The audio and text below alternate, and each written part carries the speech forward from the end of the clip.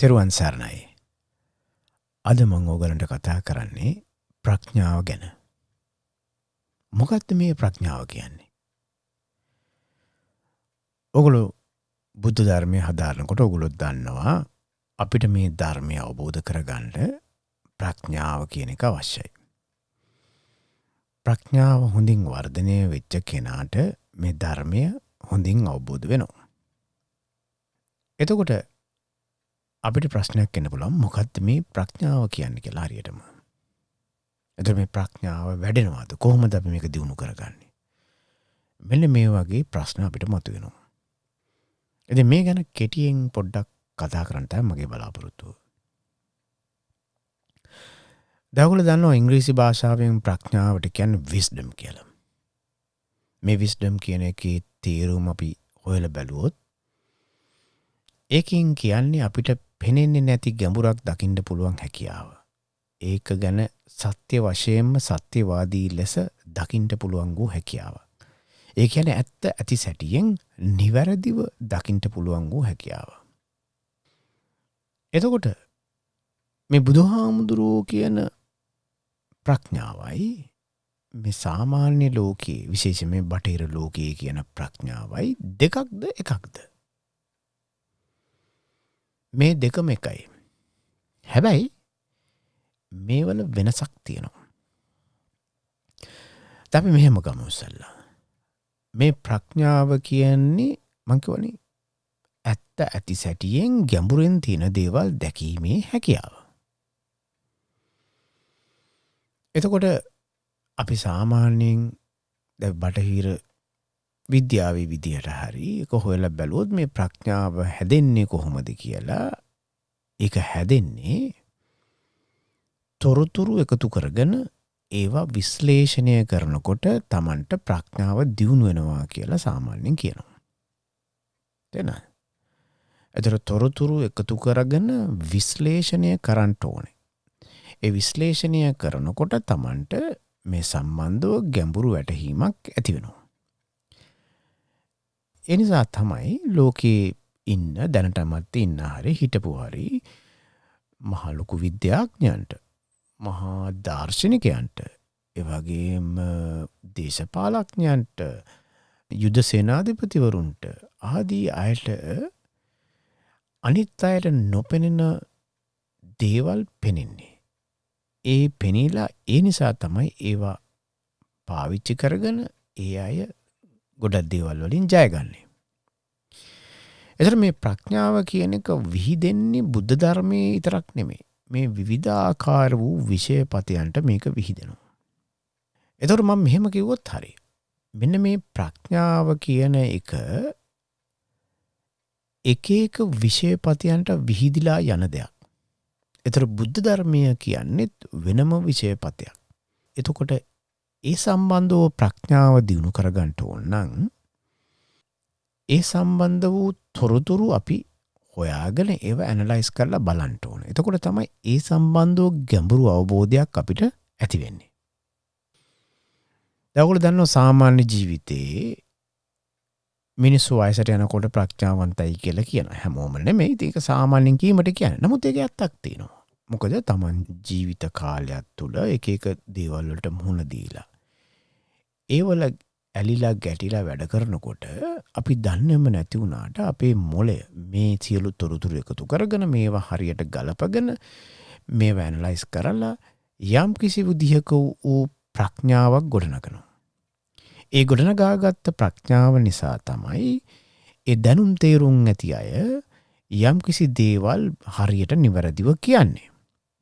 ඒ නිසා තමයි බොහොම පරිපූර්ණ දැනුමක් තියෙන එතකොට බොහොම අත්දැකීම් බහුල අයට විශේෂ තැනක් තියෙන්නේ. මොකද ඒ අය ප්‍රඥාවන්තයි කියලා කියනවා. එතකොට මේ බුද්ධ ධර්මයේ කියන ප්‍රඥාවත් එවැනි දෙයක්. එතකොට මම පොදුවේ කියනවා නම් මේ ප්‍රඥාව කියන එක අපි හැමෝටම අඩු වැඩි වශයෙන් තියෙනවා. ඒක අපේ එක විෂයපත අනුවත් වෙනස් වෙනවා. එතකොට මේක දියුණු කරගන්න පුළුවන් දෙයක්. මේක දියුණු කරගන්න ඒ අවශ්‍ය විෂයපතය සම්බන්ධව තොරතුරු අවශ්‍යයි. දැන් විද්‍යාඥයෙක් මහා ප්‍රඥාවන්ත වෙන්න පුළුවන් එයා ඒ අධ්‍යයනය කරන විෂයපතේ. ඒ නිසා ඉතින් ඔය ලොකු විද්‍යාඥයෝ අපි කියමු ඇල්බර්ට් අයින්ස්ටයින්, එතකොට අයිසැක් නිව්ටන්, ඒ වගේ මේ ලොකු විද්‍යාඥයෝ, ඒ වගේම මහා විද්‍යාඥයෝ හරියට ඉන්නවා මේ ලෝකේ. මම මේ ඒ දෙන්නගේ නම කිව්වේ ඒගොල්ලෝ කවුරුත් දන්න නිසා. ඉතින් ඒ අය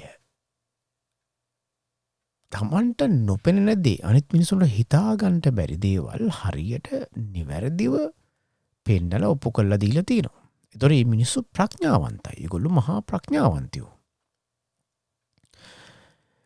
දැන් බුද්ධ ධර්මයේ මේක තවත් දුරට යන තවත් වෙනස් විදියට විහිදුණු දෙයක්. දැන් මං කියවනේ එක එක විෂයපත කියලා. මේ බුද්ධ ධර්මයේ කියන්නේ මේ හැම විෂයපතයටම මූලය වන විෂයපතයට අදාළ වූ දැනුමක් තියෙන දෙයක්. තේරුණාද? ඔයගොල්ලෝ මේක තේරෙන්නේ නැත්නම් පොඩ්ඩක් හිමින් සැරේ අහන්න. හරිද? පොඩ්ඩක් ඉවසලා ඉන්න. නැත්නම් නැවත අහලා බලන්න. එතකොට මේ බුද්ධ ධර්මය තේරුම් ගන්නට අපි මොකද කරන්න ඕනේ? අපි මේ බුද්ධ ධර්මයේ ආශ්‍රිත දැනුම අරගෙන මේවා හොඳට ගලපලා ඉගෙනගෙන මේවා විශ්ලේෂණය කරන්න ඕනේ. තේරුණාද? එතකොට මං කියවනේ ප්‍රඥාව කියන්නේ තොරතුරු අරගෙන විශ්ලේෂණය කරපුවාම Tamanට එන දැනුමක්. ඒ හැකියාව. ඒතර අපිට නොපෙනෙන දේ, ගැඹුරු දේ නිවැරදිව දකින්න, නිවැරදිව ප්‍රෙඩික්ට් කරන්න, ඒ කියන්නේ අනාගතය ගැන කියන්ට ඒ වගේ දේවල් හැකියාවල් ලැබෙනවා ප්‍රඥාවෙන්. එතකොට බුද්ධ ධර්මයේ බුදුහාමුදුරුවෝ කියන්නේ මේ ධර්මයේ ඉගෙනගෙන මේ ධර්මය අපි විශ්ලේෂණය කරන්න ඕනේ. එතකොට තමයි මේ ප්‍රඥාව වැඩෙන්නේ. එතකොට මේක ඇසුරු කරමින් විශ්ලේෂණය කරනකොට නිතර නිතර මේ ප්‍රඥාව වැඩෙනවා. දැන් මේක ධර්මයේ කටපාඩම් කර ගැනීම නෙමෙයි. තේරෙනවද? කටපාඩම් කරගන්න එක වෙන දෙයක්. දැන් ඔයගොල්ලෝ දන්නවා මේ ප්‍රඥාවට අමතරව තව වචනයක් තියෙනවා බුද්ධිය කියලා සාමාන්‍යයෙන්. නේද? මේ බුද්ධිය කියන්නේ අපි පොදුවේ හැමෝටම තියෙන දෙයක්. ඒක තමයි මේ සාමාන්‍ය පරිසරයේ අපි දකින දේවල් අරගෙන ඒවා එකමුතු කරලා හරි වෙනස් කරලා හරි Tamanට අවශ්‍ය දේ කර ගැනීම. ඒතර එවැනි හැකියාවන් මේ සත්තුන්ටත් තියෙනවා. දැන් ඔයගොල්ලෝ දැකලා ඇති සමහර කපුටෝ ඉන්නවා. ඒගොල්ලෝ දන්නවා අර ඉරට්ටක් අරගෙන ගහේ බෙනයක් අස්සේ ඉන්න පණුවෙක් ගන්න හැටි. වඳුරෝ ඉන්නවා. ඒගොල්ලෝ දන්නවා ගලක් අරන් තලලා කජු ඇටයක් හරි මොනවා හරි ඒකේ තියෙන මදේ කණ්ඩ. ඒ වගේ දේවල් තියෙනවා. ඒතර ඒවා එක්තරා විදියක බුද්ධියක්. දැන් මේ ප්‍රඥාව කියන එක අර වගේ කෙලින්ම දකින දෙයට වඩා ගැඹුරු දෙයක්. අර මං කිව්වා වගේ මේ ලෝකයේ ඉන්න මහා විද්‍යාඥයෝ, යුද සෙන්පතියෝ, දේශපාලඥයෝ, ඒ වගේ විවිධ අය තමන්ගේ දියුණු කරගත්තා වූ ප්‍රඥාවන් නිසා ගොඩක් දේවල් දන්නවා. ඒ නිසා ඒ අයගෙන් අවවාද උපදෙස් මිනිසු ගන්නවා. දැන් බුද්ධ ධර්මයට අනුව මේකේ මේ නියමයේ වෙනසක් නැහැ. ඒ කියන්නේ ප්‍රඥාව කියන්නේ තොරතුරු රැස් කරලා මේවා විශ්ලේෂණය කරලා ලබා ගන්න දෙයක්. හැබැයි බුදුහාමුදුරුවෝ මේ ප්‍රඥාව වැඩ කරන හැටි මීටත් වැඩිය හොඳින් දන්නවා. ඒ නිසා තමයි බුදුහාමුදුරුවෝ කිව්වේ ඔයාට තොරතුරු තිබ්බට මේ විශ්ලේෂණය කරන්න වූ හැකියාව ලැබුණට මේක මදි. මේක මීට වැඩිය තව හොඳට උපරිමය දක්වා දියුණු කර ගන්න ඕනේ. දැන් අපේ ජීවිතයේ සාමාන්‍යයෙන් ජීවත් වෙනකොට අපි ඉන්නේ මේ ලෝකයේ තියෙන මේ වින්දනය විඳින්න බලාගෙන. අපි හැමෝම ජීවත් වෙන්නේ මේ ලෝකේ. අපි ඇස කන නාසය දිව කය මනස කියන ඒවා විඳවන්න. ඒවා විඳලා විනෝදයක් ලබන්න, සතුටක් ලබන්න, තෘප්තියක් ලබන්න. අපි හැමෝම ජීවත් වන්නේ ඒකට. ඔගොල්ලෝ කිසි කෙනෙකුට ඔප්පු කරන්න බෑ මේ කිසි කෙනෙක් ජීවත් වන්නේ ඒකට නෙමෙයි වෙන හේතුවකට කියලා. නෑ, අපි හැමෝම ජීවත් වන්නේ. අපි මේ ආයතන 6 පිනවලා සතුටෙන් ඉඳලා පුළුවන් තරම් ජීවත් වෙන්න පුළුවන් නම් ජීවත් වෙන්න. ඉතින් ඒවට තමයි මේ හැමදේම හැමදෙනාම කරන්නේ. හරිද? මෙන්න මේ වලට තියෙන මේ ගිජුකම නිසා, ඒ කියන්නේ මේ වල තියෙන අපේ ආසාව, තණ්හාව නිසා අපි තුල බලවේග පහක් ක්‍රියාත්මක වෙනවා. මේ බලවේග පහ තමයි පංච නීවරණ. එතකොට මේ පංච නීවරණ කියන බලවේග පහ අපි තුල ක්‍රියාත්මක වෙමින් අපිට නිතරම කියන්නේ මේ ආයතන පිනවන වැඩේට බහින්ට මේක තමයි අපි කරන්න ඕන. මේකට තමයි අපි මේ පොළොවේ ඉපදුනේ. ඒ නිසා අපි මේකම කරමු. මේ ආයතන පිනවන්නම ඕනේ කියන එක අපිට අපේ අභ්‍යන්තරයේ ඉඳන් බල කරමින් අපිව තල්ලු කරනවා මේ පැත්තට. ඉතින් ඒක සාධාරණයි. මොකද අපි පෙර භවයන් වලදී යම් කිසි චේතනා බලාපොරොත්තු ඇති කරගෙන ඒවා ඉටු කරගන්න තමයි මේ ඉපදුනේ. දැන් අපේ බලාපොරොත්තු ඉටු කරන්න නම් මේ ඇතුලේ ඉන්න මේ පංච නීවරණ කියන පස් දෙනා අපිට බලපෑම් කරනවා. යන්න ගිහිල්ලා මේ ඇස පිනවන්න දෙයක් හොයන්න, කන පිනවන්න දෙයක් හොයන්න, ඇඟ පිනවන්න දෙයක් හොයන්න. ඔය වගේ මේ ආයතන හයම පිනවන්න දේවල් හොයන්න අපිට බලපෑම් කරනවා. ඉතින් මේක මේ සත්වයක් වෙලා ඉපදුණු අපි හැමෝටම පොදු දෙයක්. ඉතින් අපි හැමෝම මේ ලෝකේ ජීවත් වන්නේ ඔන්න ඔය කියපු ඒ බලපෑම් පහෙන් බැටකමින්. එතකොට විද්‍යාඥයෙක් වුණත්, දාර්ශනිකයෙක් වුණත්, මොන කෙනා වුණත් මේ ප්‍රඥාව කියන එක දියුණු කරගන්නවා නම් දියුණු කරගන්නේ ඔන්න ඔය කියපු පංච නීවරණ වලින් බැටකමින්. එතකොට ඒ අය සමහරట్లాට මේ පංච නීවරණ වලට අවශ්‍ය කරන දෙයක් සපයන්න තමයි මේ ප්‍රඥාව මෙහෙවන්නේ. ඒ නිසා සමහරట్లాට එයාලට ඒක ඉච්චර ලොකු බලපෑමක් නොවේ. දැන් උදාහරණයක් වශයෙන් කිව්වොත් එහෙම අපි කියමුකෝ ලොකු කම්පැනි එක කට්ටියක් විද්‍යාඥයෝ ටිකක් පර්යේෂණ කරනවා. ඒ පර්යේෂණ කරලා අලුත් දේවල් හොයාගන්න බලනවා. ඒ අලුත් දේවල් හොයාගන්නේ මොකටද? ඒක කිරීමෙන් තමන්ට හොඳ රැකියාවක්, හොඳ ආදායමක් ලැබෙනවා. ඒ වගේ මේකෙන් ලැබෙන ප්‍රසිද්ධිය, ඒකෙන් ලැබෙන මුදල්, මේ වගේ මේ ආයතන පිනවන්න මූලික වන දේවල් මූලික කරගෙන තමයි ඒගොල්ලෝ ඒ දේවල් කරන්නේ. එතකොට මේ හැමෝම තුල තියෙනවා යම් කිසි හොයන දෙයක්. මේ හොයන්නේ මේ ලෝකෙට ආදරේට හරි මේ සංසාරයෙන් මිදෙන්න හරි නෙමෙයි. එයාලා කරන්නේ මේ තමන්ගේම වාසිය වැඩි කරගන්න. ඒක දියුණු කරන්න. ඒ නිසා මේ පංච නීවරණ වලින් සිදුවෙන බාධාව එච්චර වැඩියක් නෑ ඒගොල්ලන්ට.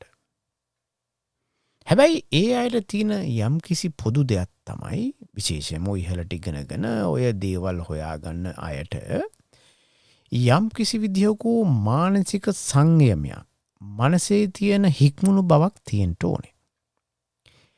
ඒ මනසේ තියෙන හික්මුණු බව නැතිනම් එයාලට ඔය දේවල් පර්යේෂණ කරලා හිතලා ගැඹුරට කිමිදිලා මේ දේවල් ගැන හොයන්න බෑ. තේරෙනවද? දැන් ඔයගොල්ලෝ දන්නවනේ සාමාන්‍යයෙන් ඉස්කෝලේ යන කෙනෙක් වුණත් මනස කැළඹුණු ළමයෙක් ඉන්නවනම් ඒ ළමයාට හරියට ඉගෙන ගන්න බෑ.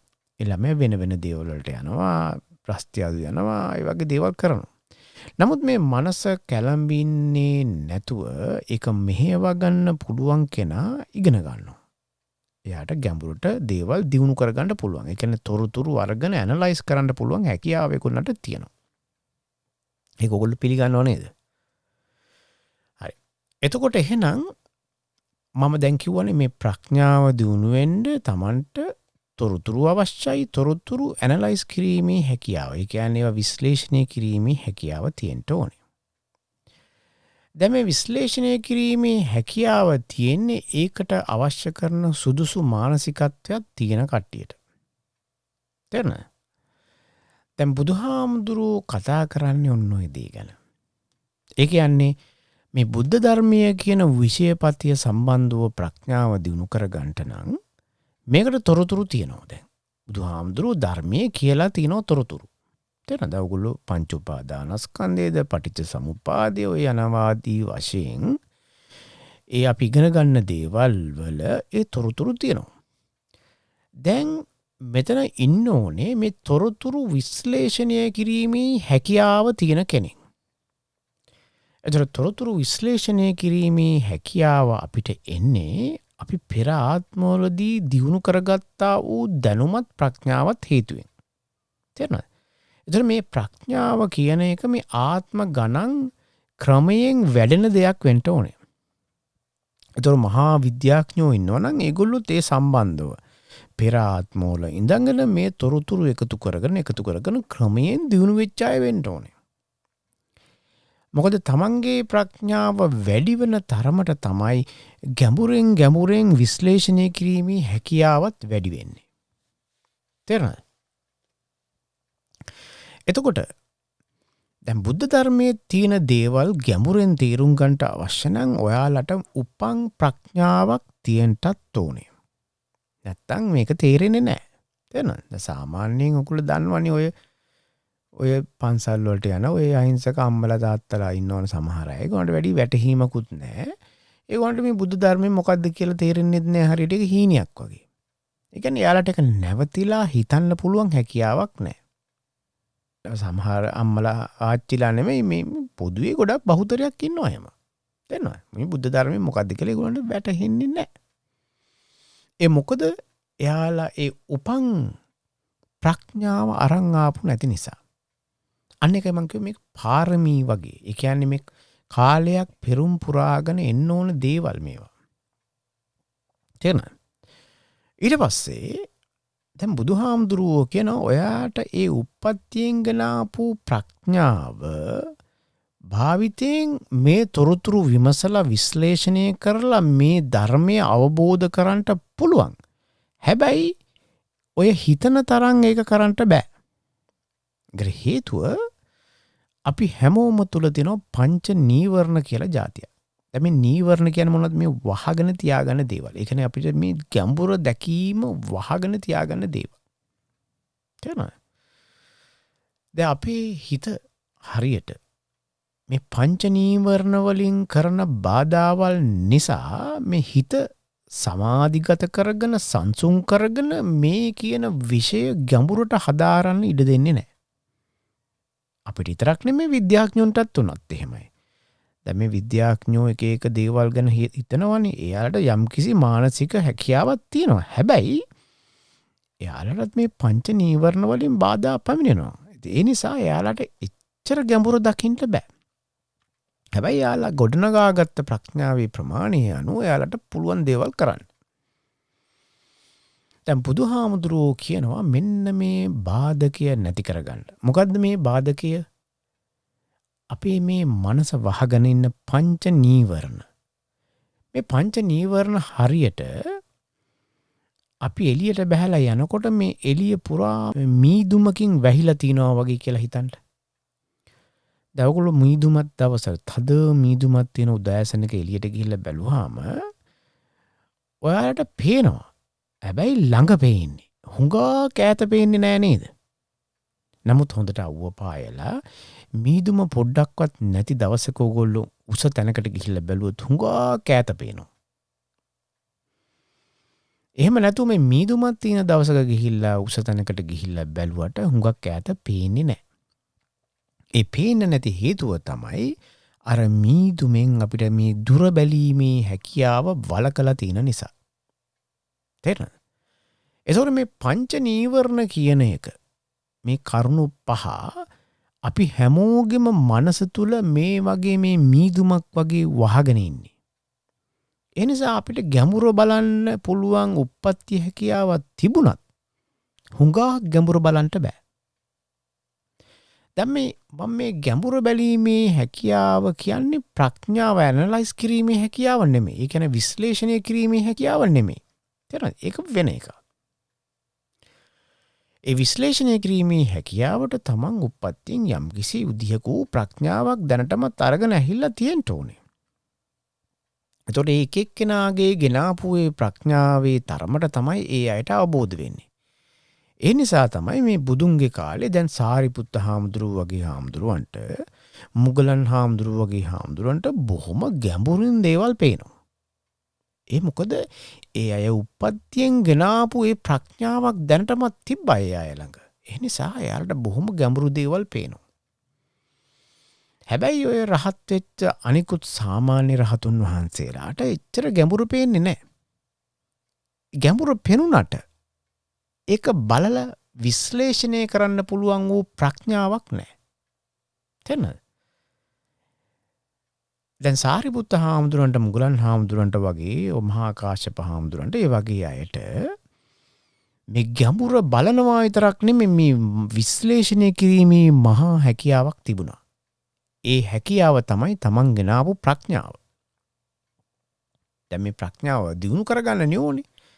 දියුණු වෙනකොට මේ බුද්ධ ධර්මයත් එක්ක මේක ක්‍රමයෙන් දියුණු වෙනවා.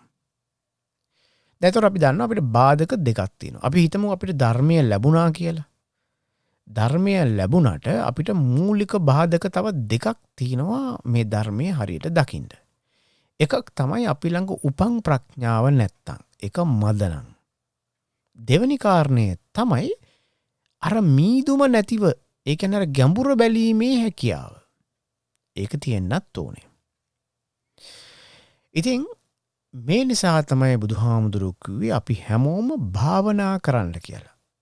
භාවනා කරපුවාම මේ භාවනාවෙන් මේ සමත භාවනාවෙන් ඒක තුල දියුණු වෙන සතිය හේතු කොටගෙන මෙන්න මේ නීවරණ කියන මීදුම සම්පූර්ණයෙන් අයින් කරනවා. ඒවා මර්ධනය කරනවා.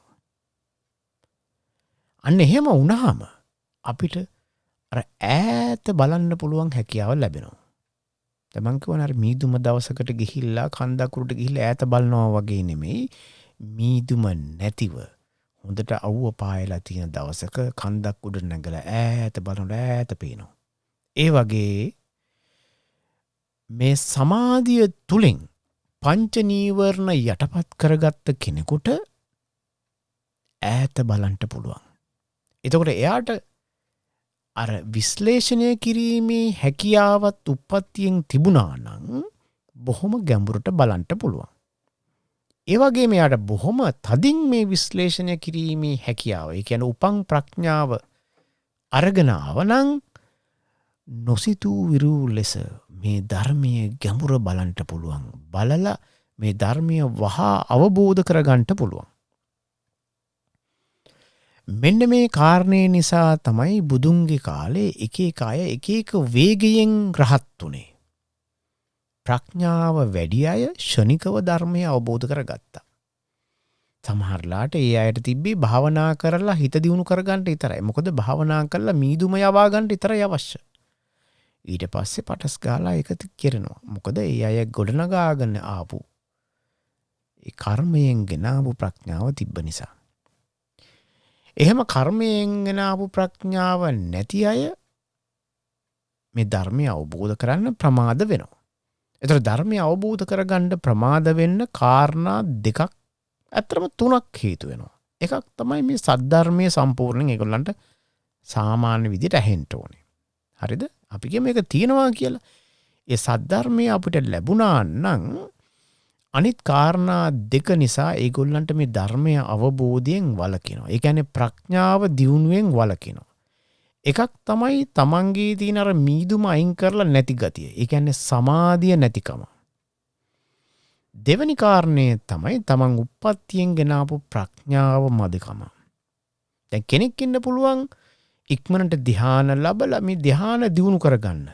හැබැයි අර ගැඹුර බැලීමේ හැකියාව එන්නේ හිමින් හිමින්. ඒක ක්‍රමයෙන් දියුණු වෙලයි එන්න ඕනේ. ඒ නිසා තමයි මේ බුදුන්ගේ කාලයේ උනත් මේ ධ්‍යාන ලැබූ පළියට හතරවෙනි ධ්‍යානට ගිය පළියට හැමෝටම එකපාරට ධර්මය අවබෝධ වුණේ නැත්තේ. මොකද ඒ අය උප්පත්තියෙන් ගෙනාපු අර විශ්ලේෂණය කිරීමේ හැකියාව වෙන වචනයකින් කිව්වොත් උපං ප්‍රඥාව ඒ අයට මද නිසා. මේ උපං ප්‍රඥාව හොඳට තියෙන කෙනෙක් අර සමාධිය යන්තම් දියුණු කරගත්ත ගමන් වහාම මේ ධර්මය අවබෝධ වෙනවා. දැන් මේක මේ වගේ මේ තුන බැලන්ස් වෙන්න ඕනේ. ඒතර දැන් ඔයගොල්ලන්ට පැහැදිලි නේද මේ ප්‍රඥාව කියන්නේ මොකක්ද කියන එක? ඒතර මේ බටහිර ලෝකේ අපි ප්‍රඥාව කියලා කියන එකයි බුදුහාමුදුරුවන්ගේ ධර්මයේ තියෙන ප්‍රඥාවයි දෙකම එකයි. හැබැයි විෂයපතය වෙනස් වෙන්න පුළුවන්. බුදුහාමුදුරන්ගේ ධර්මයේ මේ හැම විෂයපතේටම මූලික වූ තැනක තියෙන්නේ. ඒ නිසා ඒ ධර්මය අවබෝධ කරගත්ත කෙනෙක් අර අනිකුත් සියලුම ධර්ම අතහැරලා දාන්න පුළුවන්. මොකද මේ ගහේ මුල දන්නකොට කොළ ගැන අතු ගැන කතා කරන්න කවුරුත් කැමති නැහැ, වැඩක් නැහැ.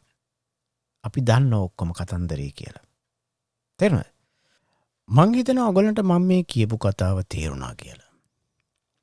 දැන් අපි තව පොඩ්ඩක් විමසලා බලමු. දැන් මේ සමත භාවනාව කියලා තියෙනවා, ඊට පස්සේ විදර්ශනා භාවනාව කියලා තියෙනවා. මේ භාවනා ಜಾති දෙකක් තියෙනවා. මේවෙන් මොකද්ද වෙන්නේ?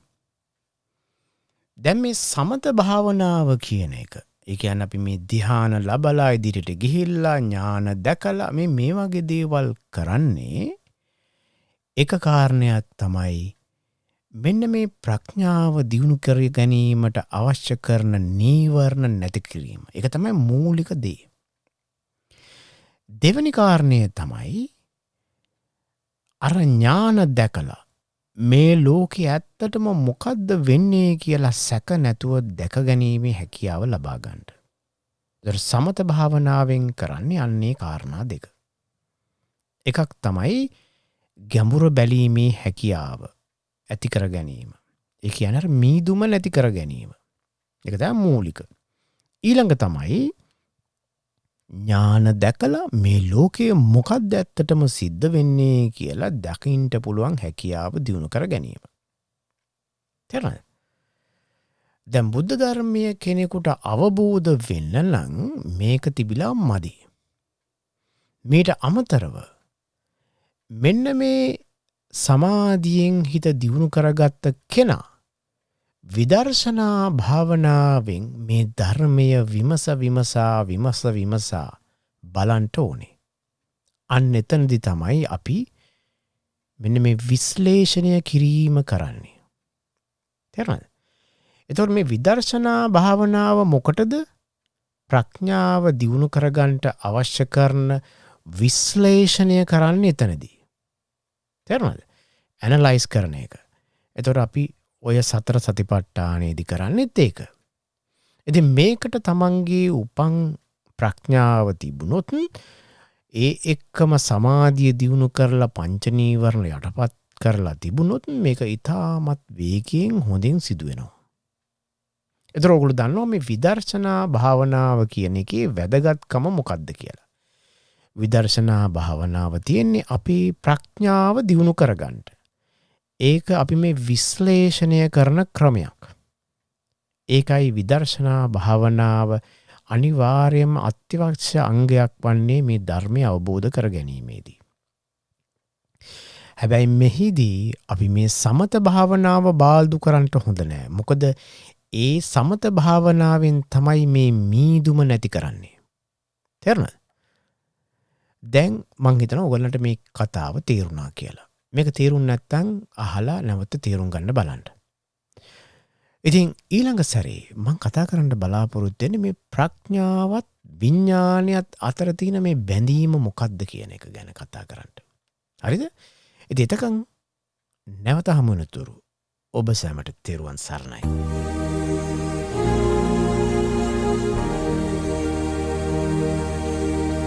බුද්ධ ධර්මය අවබෝධ කරත්වා පංචශීලය සැවොම රකිත්වා කිසිවෙක් කිසිවෙකුට වෛර නොකරත්වා දැහැමින් සාමයෙන් ලෝකය පවතිවා